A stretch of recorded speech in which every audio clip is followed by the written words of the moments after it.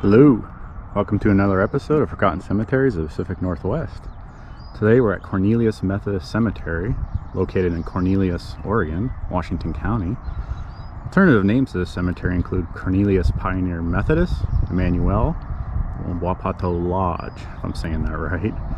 So let's go visit some of the local residents and hear their story.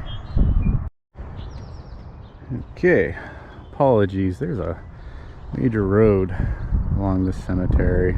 It's really busy this morning, so hopefully it's not drowning out the noise. A little bit about a history of Cornelius Methodist Cemetery. It's estimated to have 500 to 2,000 burials here, per the Oregon Burial Site Guide.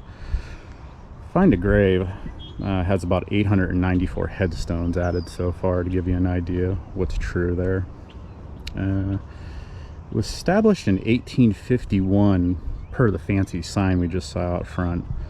My trusty Oregon Burial Guide says 1876 and claims the first burial was in 1876.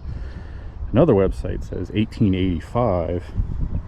The Burial Guide did mention the cemetery was sold by the trustees of the Wapato Lodge to the Methodist Episcopal Church in 1887. An old document says, hence the cemetery just north of the bridge begun in 1884. So there is Council Creek just south of the cemetery with a little bridge right there, if you can see it, where the car went over. I guess they're referring to that. So we have a sign saying 1851, Oregon Burial Guide saying 1876, websites that say 1885, and records saying 1884. So take your pick when this cemetery was established. I will say some earlier birth dates were here overall. I think the earliest I found so far was 1799. There are quite a few 1800 ones here as well. We'll also see several Union Civil War headstones here. There seem to be a plethora of them. Other than that, nothing too interesting as far as the history. I did come across something weird. This cemetery was the site of a 2012 murder. I guess it was just a drug deal gone bad. Other than that, let's walk around, see if we can find the people on my notes, and we'll go from there. And we have our first Civil War vet. This is Reverend Rodolphus Dwayne Benham. I said that all right. He was a pastor of a Montebello Seventh-day Adventist church located in Portland during the time. He was born in 1841 in New York. I don't know if the church is still standing there or the name has changed. Rodolphus was with Company F of the 13th New York Cavalry. Probably the most unique headstone we've come across is here of John Alexander Buford, most photographed headstone in the cemetery most likely. He was born in Virginia in 1827. Early in his life, his family immigrated to Missouri, but then he would move to Illinois actually. His obituary does mention that he thoroughly learned blacksmithing. During that time when he moved to Illinois, he would enlist in the Mexican War, and his skills were highly valuable at that time since he was pretty mechanically inclined. At the close of that war, he came to California where he'd apply his blacksmithing skills and took part in the mining operations there. He was very successful for about 12 years in California, until he would move to Southern Oregon in 1863, and then to Portland the same year, working in his trade, making $4 to $5 a day, which was a lot back then. In 1865, he came to Centerville and served the area for 30 years as a blacksmith. Here we have Colonial Thomas Ramsey Cornelius. He was an important figure in Oregon history and led quite the life. Thomas was born in 1827. He would move to Oregon with his family when he was younger. Couldn't find that exact year, but they would set up a farm in the Tualatin Valley. After the Whitman Massacre, if you watch my other video at Union Cemetery, it's my first one, Thomas would volunteer for the militia of the Oregon Provisional Government in 1848. Thomas would fight in the Cayuse War. After the war, he had a brief trip to California for the gold rush, but came back to Oregon in 1849. In 1850, he married Florentine Wilkes, who's on the right there, the headstone buried with him, who was from Indiana and came to Oregon in 1846. In 1855, Thomas would serve again in the Yakima Indian Wars. For 3 months, he led a company as a captain and was elected to colonial when the previous one resigned. Thomas would serve as a captain until the end of that war. In 1856, Thomas was elected to a council representing Washington, Columbia, and Multnomah County as a Whig during the time. He would hold office until 1859, until Oregon entered the Union and became an official state. Thomas would continue serving as a Republican, representing Washington County until 1874. Should be noted, in 1862, Abe Lincoln authorized him to raise a regiment for the federal use at Walla Walla, Washington, where he would assume command. He would resign the summer of 1862. Didn't say why, but maybe he just wanted to return home. In 1866, Thomas was selected as president of the Oregon Senate. He would run for governor, winning the Republican nomination, but lost the general election. In 1872, he moved to Cornelius, which is named after him opening a store. By then, he was also owning about 3 farms, a sawmill, and a warehouse. He also built Cornelius Pass Road, which links Tualatin Valley to Columbia River. He would die at 71 years old in 1899. Here we have another Civil War vet, William Roy Lewis. William was enlisted in Company B in Indiana 51st Infantry Regiment in 1861. He was promoted to 2nd Lieutenant in 1863 and then to full captain in 1864. Company B would disband in 1865 as the war was coming to an end. Here we have William Henry Lung. Couldn't find out what division specifically or what group. All I could find is he was enlisted in Illinois during the Civil War. See on his headstone, he's got a cool little design on here. It's like an American bald eagle with a flag of some sort. Pretty cool headstone. Just couldn't find much information on him. It shows this headstone specifically to kind of call myself out. At Hill Cemetery, when I first saw this little figure on top, in my defense, at Hill Cemetery, it was pretty weathered down, and I thought it was a pet grave personally. It turns out that usually it looks like it's a lamb on top of the headstone. It represents a child, or like an infant's headstone. So just wanted to point that out for future reference, not only for myself, but for viewers out there. Hidden way in the back of the cemetery is Lewis Stinson Fairchild.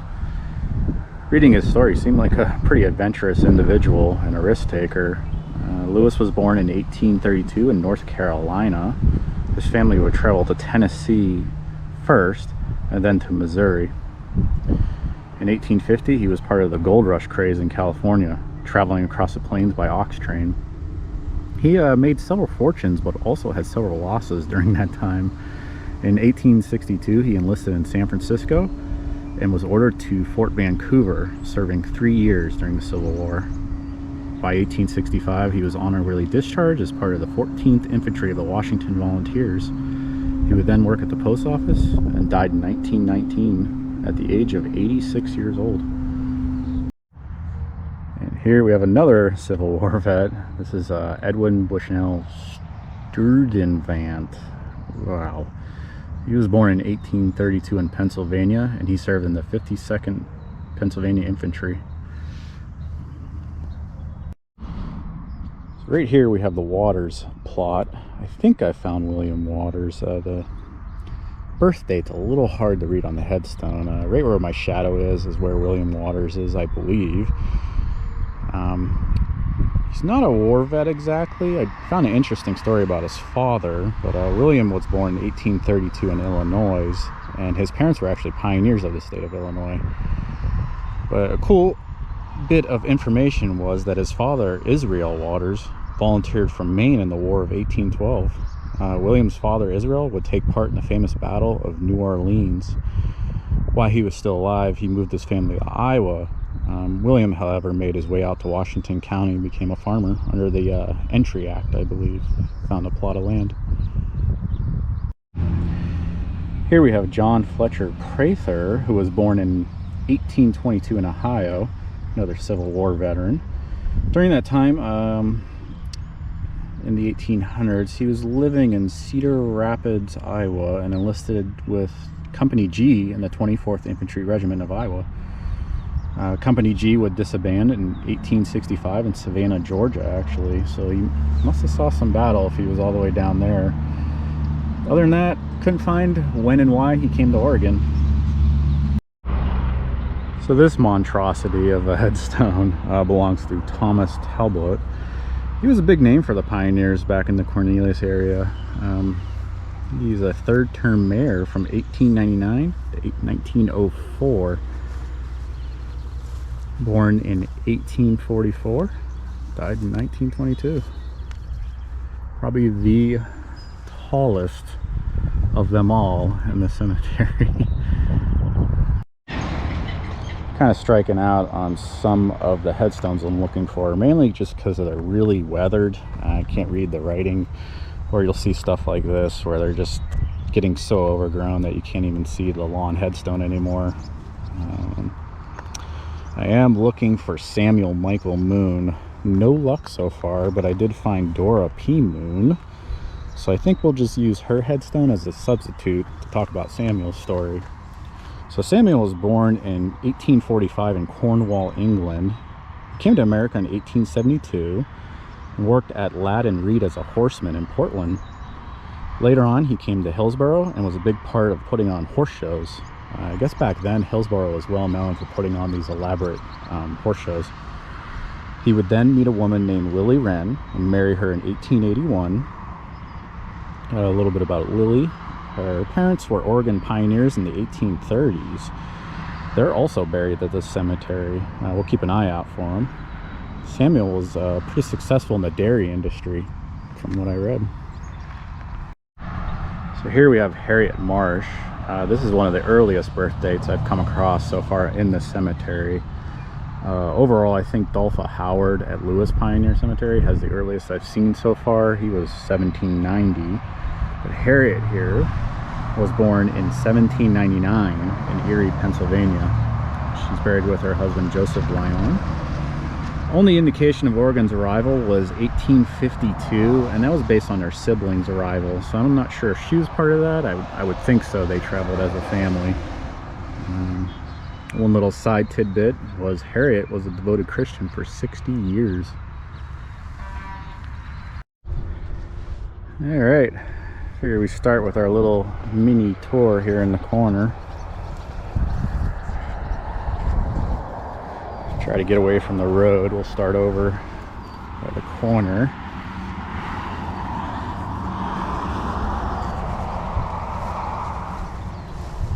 Pretty big cemetery overall. I didn't really read how many acres.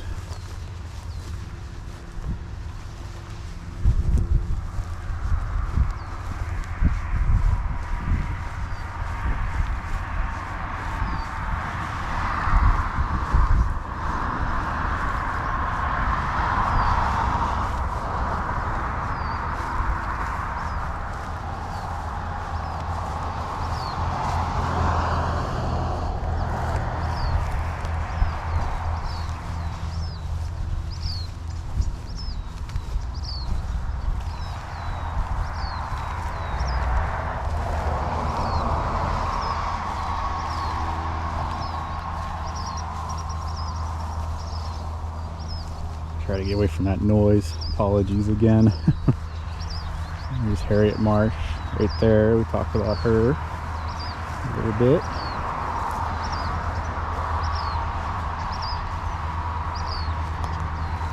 I almost found all the Civil War vets I wanted to, and did notice a few more actually during my little walk through.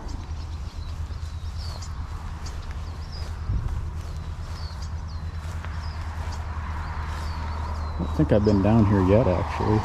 Maybe we'll discover something. There's one right there. U.S. Army, World War I. Not Civil War, but still kind of cool.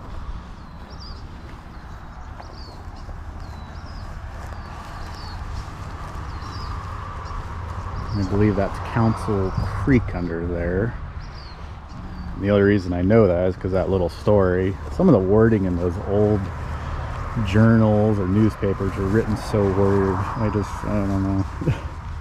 The cemetery shall be known, established on 1884, because it is north of the creek, under the bridge. I don't know. It was hard to interpret what they were trying to say most of the time. But yeah, various established dates with this cemetery. I'm not really sure anyone knows when it was established, but I guess I'll trust the sign that says 1851. Let's just roll with that. But like I said, what was confusing is you read the Oregon Burial Guide, and it says the first burial was 1876, I believe. So I don't know. For 25 years plus, it just kind of sat here. It was a cemetery, but nobody was in it. So it's a little confusing, but whatever. There is a nice driveway where you can come in, kind of a roundabout. I was stupid and parked down by the road at the gravel road area, but whatever. The cool one.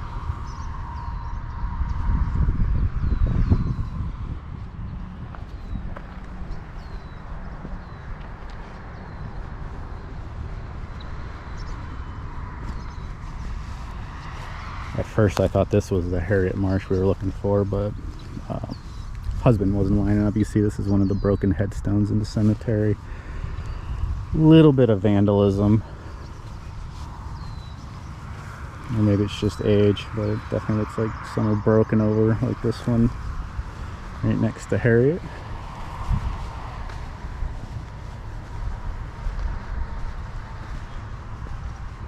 There's a view of Oregon, mountains over there. Not too far from Cornelius. The downtown was, I don't know, a couple minutes down the road.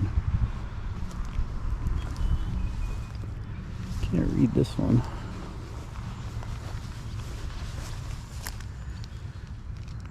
Ugh, so hard to see. It's well protected though.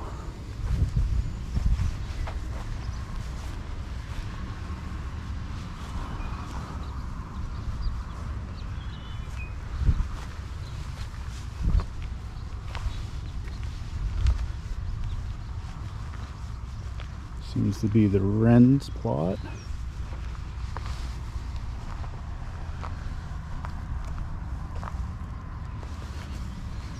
It's this one right here. I don't think I looked at this one. Olive. It looks like daughter of J and C Wren. Maybe that was that one we saw down there. Trying to make out the writing.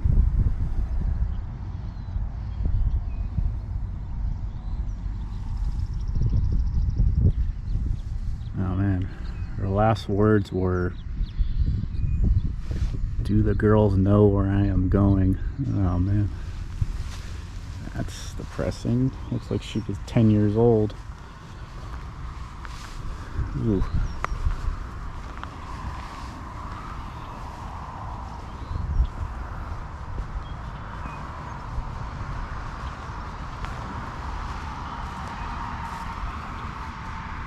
Corvette over there. Private 19th Kansas Cavalry. That wasn't in my notes. Charles James of Oregon.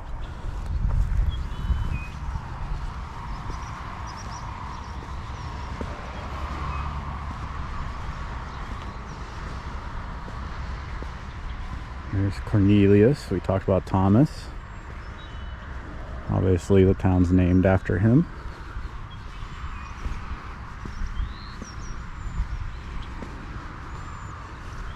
Oh, somebody apparently placed a headstone right here. I doubt that William's buried there, but it looks like somebody just kind of set it there. Maybe they have plans of resetting it on the base, hopefully.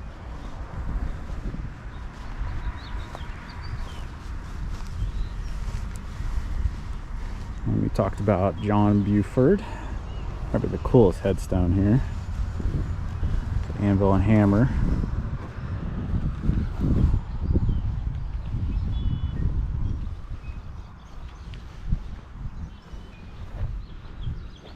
Here's a unique one. What's this?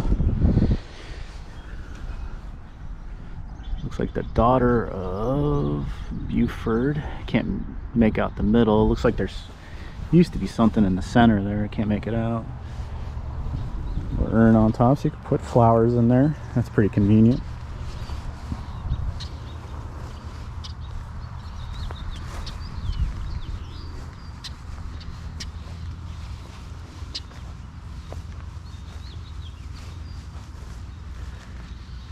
I will say every cemetery I've visited so far seem to have an animal encounter. I hope that's the least of my worries. Right there is that bird.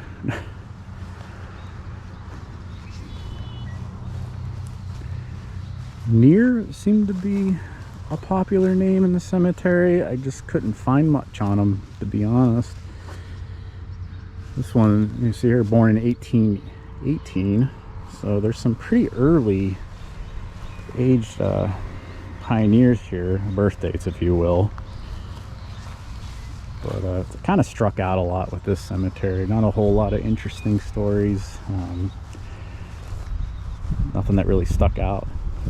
There was a lot of Civil War vets, and that was kind of cool to see. I just didn't realize how many there were until I started compiling my notes. It just seemed like there was one after another after another. Definitely seeing the Civil War history in a different light in Oregon. I didn't know they were really part of it till I looked into the history. Because I'm originally from Ohio, where Civil War history is pretty strong out there.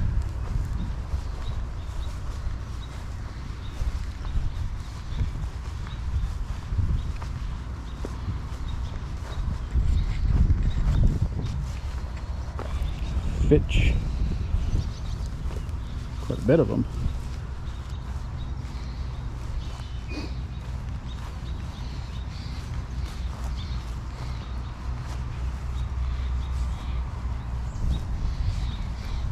Big headstone. Doesn't say when they were born, just says when they were died. Hawk 1910.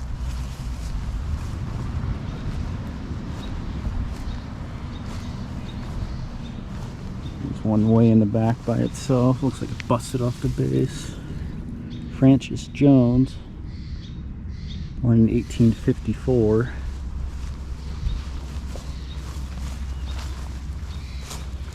At the back of the cemetery now, obviously. So you can hear all the birds squawking.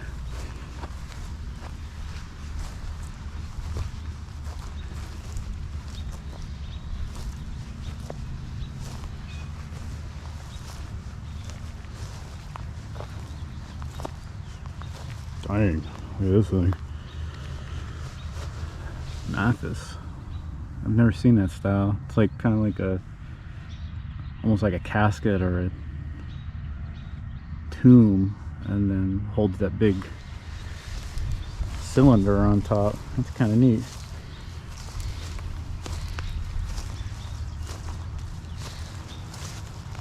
Work our way back here. Looks like this is 1860s mainly, 1880s. Yeah.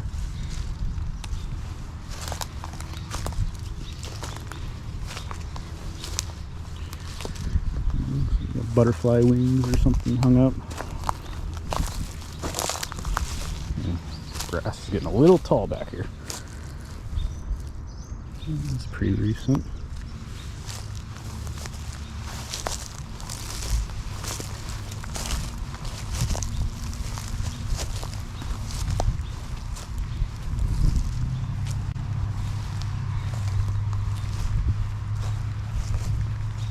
Sure we're not missing anyone back here. Like I said, some of it's just so overgrown, or almost like the dirt got thrown on top of the headstones and left to harden. So a little unfortunate. The World War I, or that's two actually, U.S. Army vet. Oh, I knew it. I knew there'd be an animal encounter. What is that, an alpaca, I think they call them?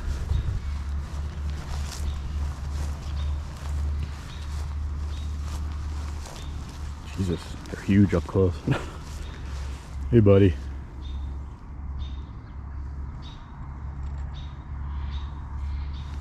That's pretty cool. I'll take that.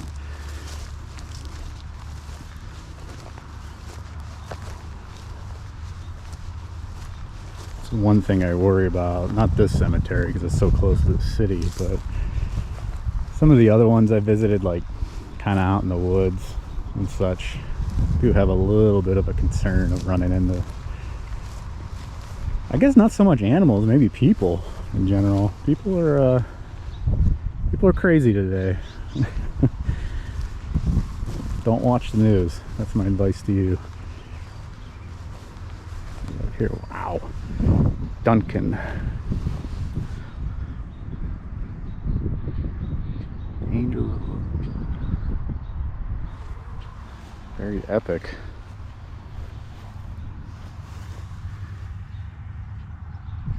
Guessing they died in 1907.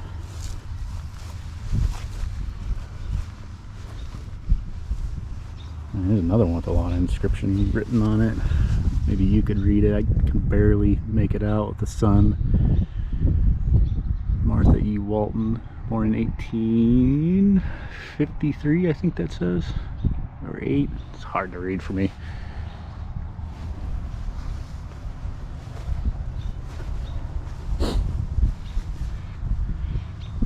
Another old one with scripture written on it. A lot of them have scriptures written on verses.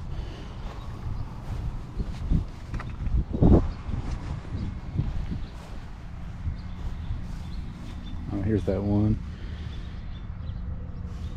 Born in 1844. Maybe there's, don't know what the 1907 is on the side.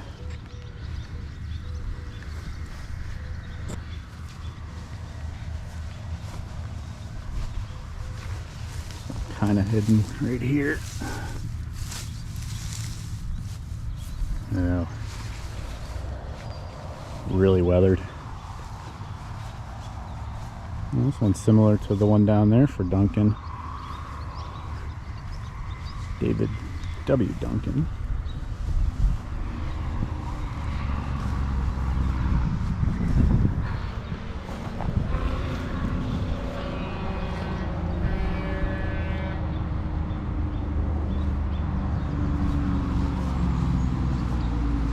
From a distance, I thought this was actually a real tree stump, but it's one of those Woodsman of the World ones we talked about a few times. We come across them. That one's kind of neat.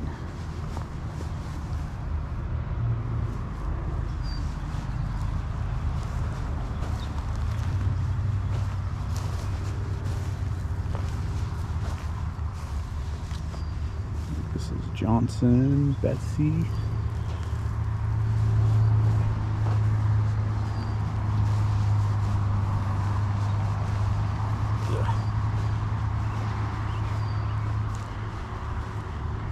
These guys under this big tree. Coincidentally, they have the best writing and they're in the best shape.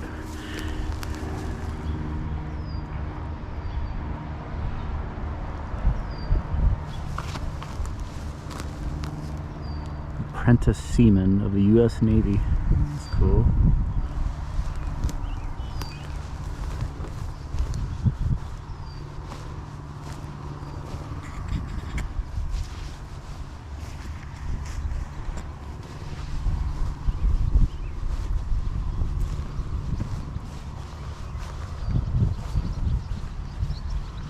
I think this is kind of where some of the newer ones are. It's kind of mixed in, actually. I should take that back. Seems like there'll be some new ones, but not really new ones, I guess. Like maybe 60s, 70s. And then you'll just come across one from like 1900 or something, or 1880. It's pretty crazy. like right here, 1907, and then if I swung over there, there's one buried in 1960. Just a good mix. Oh wow, look at this one. This is a nice woodsman in the world. This might be the biggest one we've seen so far. Dickerson, died in 1903. That's cool.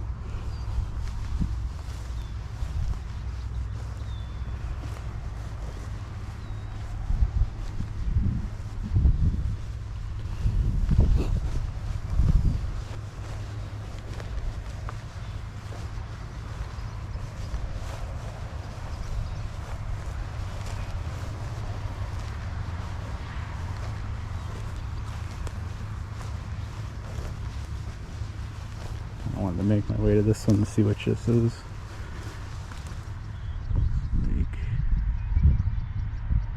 Can't read it on my eyes.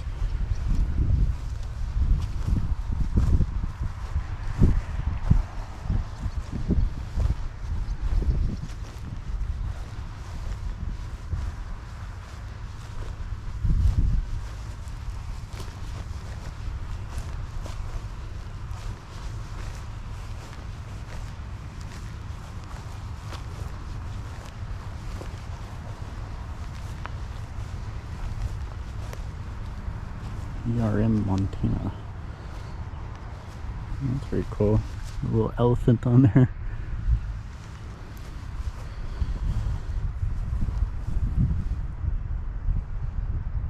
Looks like this might have been a headstone. Looks like there's a cross that someone made out of bamboo.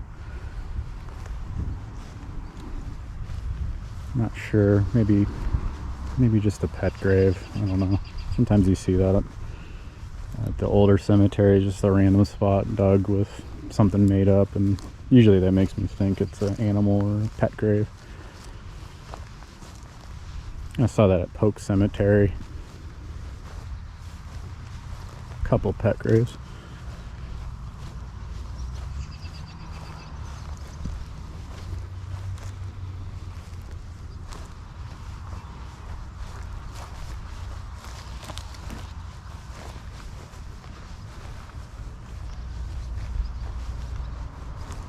Shoemaker.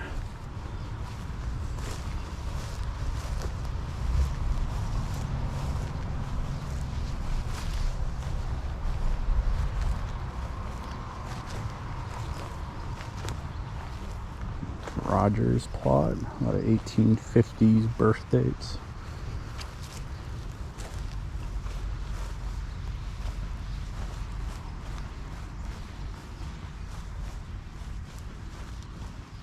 Hughes, beefy headstone.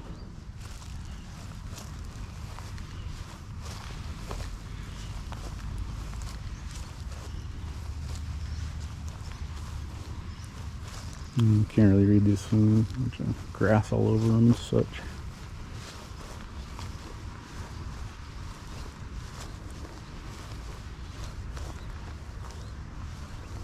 And that is it for the cemetery walkthrough. Hope you enjoyed it. They shot a Oregon country there and farms. If you have any other recommendations on cemeteries in the area to visit, feel free to leave a comment. Hope you enjoyed the cemetery and the little tour, and have a nice day.